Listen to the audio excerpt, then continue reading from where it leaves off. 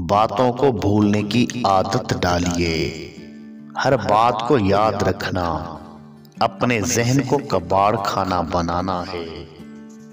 जिंदगी के कुछ मुकामात पर लापरवाह रहना सीखिए, क्योंकि जिस तरह हर बात कहने वाली नहीं होती, उसी तरह हर बात सुनने वाली भी नहीं होती।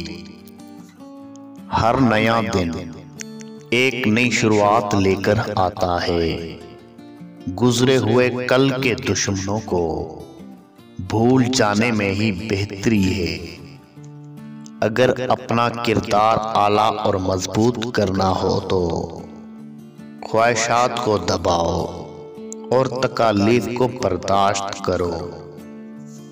मैं पूरी जिंदगी दो बंदों को तलाश करने पे भी तलाश ना कर सका।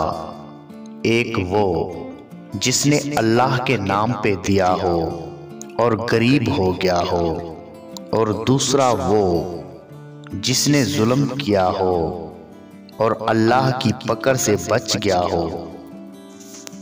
अगर तवक्कुल सीखना हो तो परिंदों से सीखो कि वो जब शाम में अपने घरों को जाते हैं तो उनकी चोंच में कल के लिए एक दाना भी नहीं होता।